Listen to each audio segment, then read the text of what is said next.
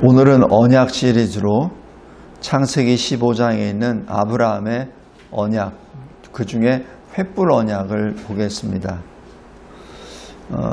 여기 요약본을 보시면서 보겠습니다. 언약이란 하나님이 하나님의 사람과 맺으시는 약속인데 하나님이 먼저 오신 것이죠.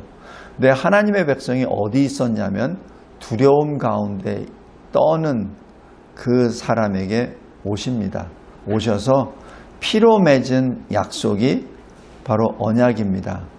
근데 이 피로 맺은 약속은 그 하나님의 백성에게 소망과 그리고 평강을 주시기 위한 약속입니다. 이 언약의 목적은 하나님의 언약 백성을 불러 모아서 말씀의 토대 위에 하나님의 교회를 세우기 위함입니다. 구약은 구약대로, 신약은 신약대로 그렇습니다. 그래서 이 언약은 그리스도를 통한 구속사를 성취하는데 예수 그리스도 재림 때까지 전 역사, 전 인류 역사에서 그리스도의 구속 역사를 중심으로 하나님의 구원 목적을 이루어 나아가기 위하여 행하시는 하나님의 통치 역사이기도 합니다. 언약의 종착역은 바로 하나님 나라입니다. 하나님 나라는 과거 이미 2000년 전에 그리스도 십자가 대속의 성취로 이미 오셨습니다. 지금 현재는 하나님의 실체와 구원의 능력이 복음으로 선포되고 그리스도와의 연합과 믿음으로 현재 하나님 나라를 체험하고 있습니다. 거기에 대한 그 눈에 보이는 그 곳이 바로 교회입니다. 장차 미래 하나님 나라는 전능과 권능으로 그리스도께서 재림하심으로 완성됩니다. 오늘 15장 창세기에서는 아브라함이 사실 두려워 떨었습니다. 왜 두려워 떤지는 14장에 기록되어 있죠. 14장에 자기 조카 롯을 구출해냅니다. 구원해냅니다. 4명의 왕들을 쳐부시고 구원해냅니다. 그런데 왜 무서워하죠? 왜냐하면 아브라함이 자기 능력으로 쳐부순 게 아니에요. 그것을 어떻게 알 수 있죠? 14장 20절 멜기세덱이 아브라함에게 와서 이 말씀을 전합니다. 지극히 높으신 하나님을 찬송할지어다. 근데 그 하나님이 어떤 하나님이냐고요? 너의 대적을 너희 손에 붙이신. 네가 지금 이긴 것은, 승리한 것은 너의 능력이 아니었다라는 것을 여기서 분명히 선언합니다. 여기에 대해서 아브라함이 아멘으로 화답하고 처음으로 10의 1조를 멜기세덱에 드립니다. 이 멜기세덱은 히브리서에 의하면 메시아 그리스도의 현현이라고 그렇게 부릅니다. 그래서 이 14장 끝절까지에는 아브라함의 이름이 높이 존귀함을 받지만은 그러나 아브라함의 그 속에는 늘 두려움이 있죠. 왜냐하면 자기 권능으로 이것을 얻어낸 것이 아닌 것을 알기 때문에. 근데 하나님은 보이지 아니하시고 하니까 눈에 보이는 주변국의 그 나라들, 왕들, 또 심지어는 소돔 왕까지 사실 두렵습니다. 자기는 자기가 키운 315명밖에 없어요. 그러다 보니 그냥 잠깐만 이 마음만 이게 풀어지면은 누가 공격할지 모르죠. 이것이 아브라함의 믿음과 연약이었습니다. 아브라함은 분명 믿음의 거인입니다. 그러니까 75세에 창세기 12장을 통해서 아브라함이 네 아비 친척집을 떠나라라고 했을 때 담대히 떠났죠. 믿음의 행보였습니다. 그러나 그 아브라함에게는 여전히 흔들리는 믿음을 가졌죠. 그래서 오늘 15장에 하나님께서 말씀으로 오십니다. 이 아브라함에게는 특별히 역사해 주세요. 때로는 사람의 모습으로 오시기도 하고, 때로는 이렇게 말씀으로도 오시고, 특별히 15장에서는 말씀으로 임하십니다. 그래서 아브라함에게 이렇게 말씀하십니다. 아브라함아, 두려워하지 말라. 내가 너의 방패요, 내가 너의 지극히 큰 상급이니라 라고 말씀합니다. 이러자 이 아브라함이 하나님, 무엇을 내게 주시려 하나이까? 지금 창세기 12장에 저를 처음 소명하셨을 때는 나에게 많은 백성들이, 자손들이 있을 거라고 약속해 주셨는데 벌써 10년 가까이 지났습니다. 왜냐하면은 여기 16장 또 이 17장 여기에 보면은 이 아브라함이 85세가 되었을 때 하가를 맞아들이고 86세 때 이스마엘을 낳게 되죠. 그래서 이 15장 사건은 아마 10년 전에 일어났던 일이든지 아마 그랬을 겁니다. 10년이 가까이 지났는데도 나에게는 지금 자식이 없습니다. 근데 나를 통해서 커다란 나라 또 민족을 세우시겠다고 하셨는데 내가 어떻게 가능합니까? 라고 지금 여기 사실 간절히 기도하는 것이죠. 그래서 주님, 지금 나에게 믿을 만한 사람 다메섹에서 내가 받은 엘리에셀이 있사오니 이 엘리에셀을 통해서 하나님의 뜻을, 언약을 이루어 갈까 합니다 라고 말합니다. 이것이 아브라함의 믿음의 현 주소입니다. 아브라함의 믿음은 갑자기 창세기 22장에 있는 것처럼 독자 이삭을 번제를 드리려고 했을 때 번제를 드리는 그런 믿음의 소유자가 아니었습니다. 차츰차츰 믿음이 세워져 나갔죠. 세워져 나갈 때 하나님께서는 아브라함을 그때그때 맞춰서 맞춤 형식으로 아브라함에게 오셔서 믿음을 더 굳건하게 세워주십니다. 이것이 하나님이 우리 아버지라는 뜻입니다. 아버지는 항상 이렇게 하시죠. 분명히 부족하고 연약하지만 그것을 탓하거나 책망하기보다는 그 모습 그대로 받아주시고 눈높이에 맞춰서 그 믿음의 그 양을 점점 늘려가시죠. 또 3절에 보면 아브라함이 구체적으로 또 말씀합니다. 하나님이 내게 씨를 주시지 않았습니다 라고 그렇게 기도하죠. 그러자 5절에 하나님이 아브라함을 밖으로 이끌어내십니다. 그리고 네가 하늘을 우러러 봐라. 그 별을 셀 수 있나 보라. 만약에 셀 수 있다면 그 정도의 수가 너의 자손의 수가 되리라. 성도 여러분, 이 말씀이 그대로 이루어집니다. 그것이 민수기 1장 2장입니다. 광야에서 행진을 할 때 하나님께서 수를 세보라고 하시잖아요. 그래서 20세 이상만 싸울 만한 사람만 60만입니다. 그래서 얼추 가족들까지 합치면은 약 200만에서 300만이 됩니다. 하나님의 말씀이 그대로 이루어집니다. 지금 아브라함은 그것을 지금 믿음으로 받는 것이죠. 근데 이때 하나님이 인정해 주십니다. 아브라함의 믿음을 인정해 주세요. 그것이 6절입니다. 아브라함이 여호와를 믿으니. 성도 여러분, 믿음은 보이지 않잖아요. 그냥 입술로 믿는다고 해서 그걸 믿는지 안 믿는지 어떻게 압니까? 그러나 하나님은 아십니다. 하나님은 우리 사람처럼 외모를 보는 것이 아니라 우리의 중심을 보시기 때문에 그렇습니다. 사무엘상 16장 7절에 어린 다윗에게 기름을 부으라는 명령을 사무엘에게 주실 때 사무엘에게 주신 말씀입니다. 그리고 요한복음 2장에 이 예수 그리스도께서 이적을 많이 행하니까 사람들이 많이 모였죠. 그런데 이렇게 말씀하십니다.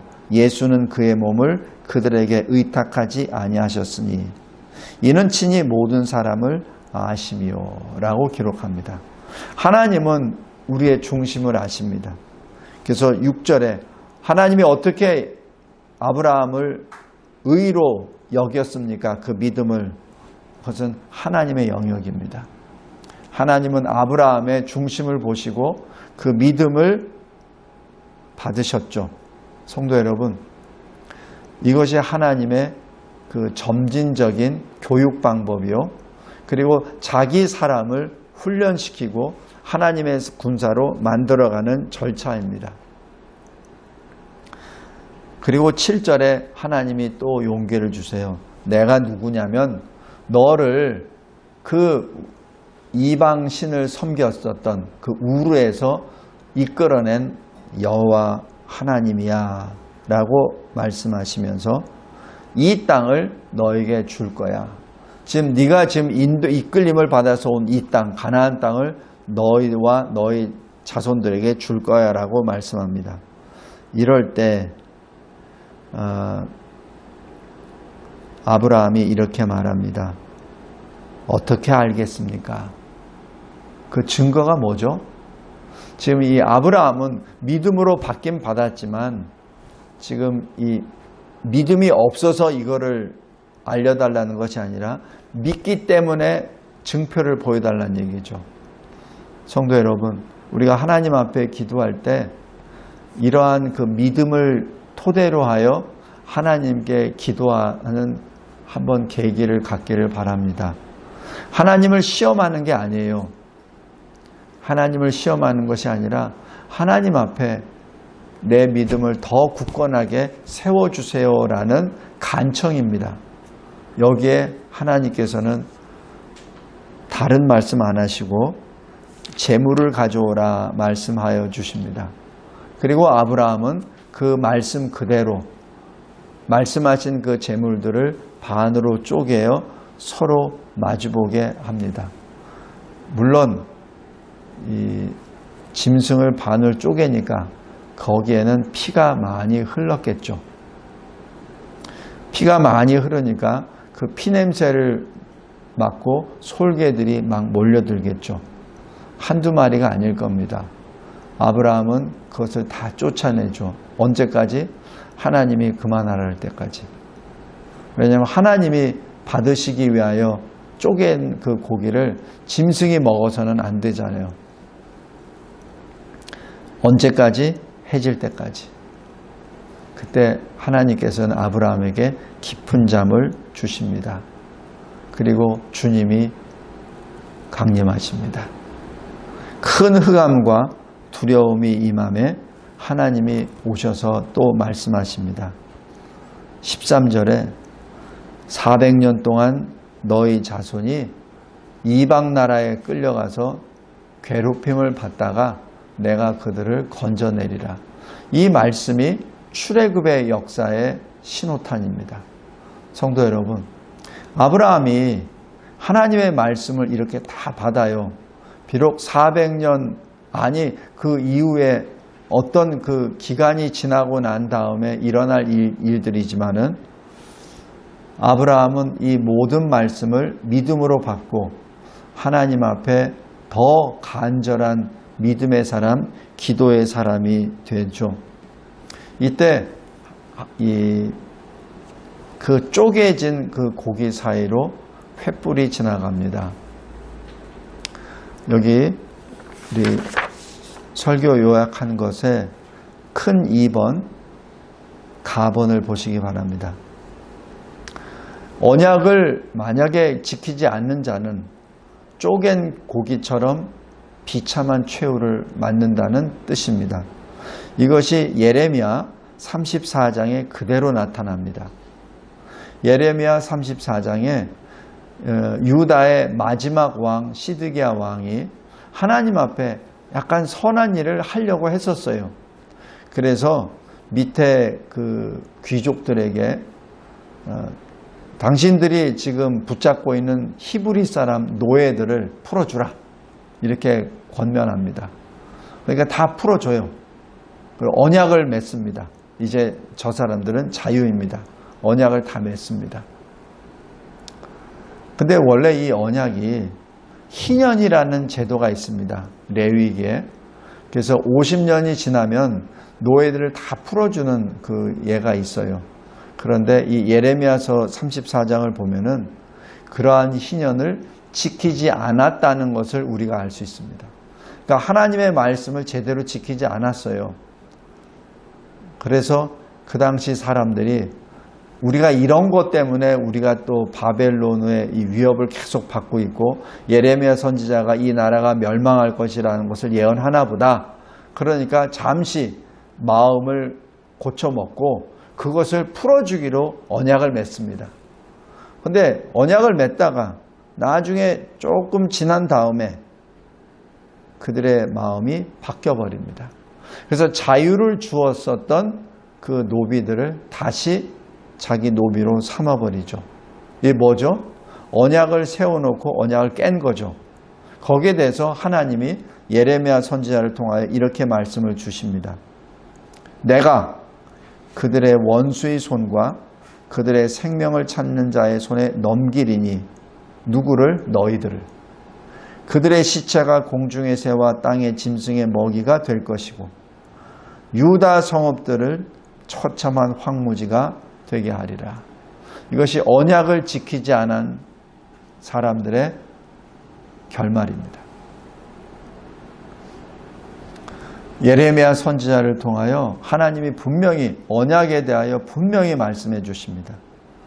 오늘 여기 횃불 언약, 이 짐승이 반으로 쪼개지고 피를 흘리면서 그 가운데로 지나갔었던 그 모습은 바로 이 비참한 최후를 만약에 언약을 지키지 않으면 그런 최후를 만날 것이다 라는 사실 맹세입니다.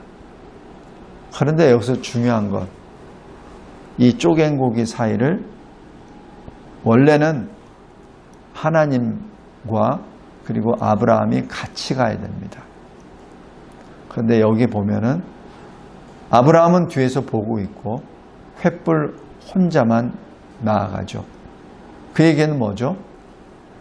하나님이 직접 지키시겠다는 얘기입니다. 만약에 이 언약이 지켜지지 않으면 하나님이 이렇게 쪼갠 고기처럼 비참한 최후를 맞겠다는 것이죠.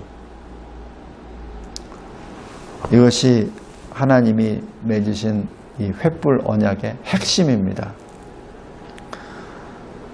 성도 여러분, 하나님은 변할 수도 없고 변하지 아니하시는 영원히 동일하신 신실하신 하나님이십니다. 그 하나님이 이렇게 하신 것은 이유가 있어요. 왜냐하면 아브라함을 포함해서 모든 사람들이 항상 언약을 깨뜨립니다. 처음에는 지킨다고 해놨다가 나중에는 다 안 지켜버립니다. 그것이 사람이거든요. 그래서 하나님이 직접 너희들이 지킬 수 없는 것을 내가 알기 때문에 내가 지키리라. 그러면서 그 실체가 예수 그리스도이십니다. 예수 그리스도께서 십자가에 달려 죽으시며 그 저주의 그 십자가에 달리시면서 피와 물을 다 쏟으시죠. 마치 쪼갠 고기처럼 다 쏟아내시며 우리의 죄값을 다 지불하여 주십니다. 하나님이 직접 다 지불하십니다. 그러므로 하나님의 언약을 주님께서 성취하십니다. 그 선언이 요한복음 19장에 내가 다 이루었다 하시는 그 선언입니다. 말씀을 맺겠습니다. 언약을 깨뜨리는 자, 그 언약을 깨뜨리는 자에게 임할 심판을 구원으로 바꾸신 분이 우리의 주님이십니다. 그래서 우리는 늘 예수 이름으로 모여서 주를 찬송할 수밖에 없습니다. 히브리서 9장 15절에서 22절에서도 예수 그리스도께서는 십자가 대속으로 옛 언약을 지키지 못한 죄인들을, 저와 여러분을 구속하셨습니다. 그리고 그 저주를 그리스도께서 친히 단번에 드려지는 희생제물로 드리심으로 모든 것을 성취하십니다. 이것이 히브리서 9장 12절입니다. 그리고 히브리서 10장입니다. 하나님의 뜻에 따라 예수 그리스도의 몸을 단번에 들이심으로 우리가 거룩함을 입게 된 것이죠. 그리고 주님께서는 성찬식을 제정하시면서 그 새 언약을 선포하십니다. 이는 내 몸이니라. 많은 사람들을 위하여 바칠 내 몸이니라. 이 잔은 내 피로 세운 새 언약의 잔이니라 라고 그 말씀을 하시죠.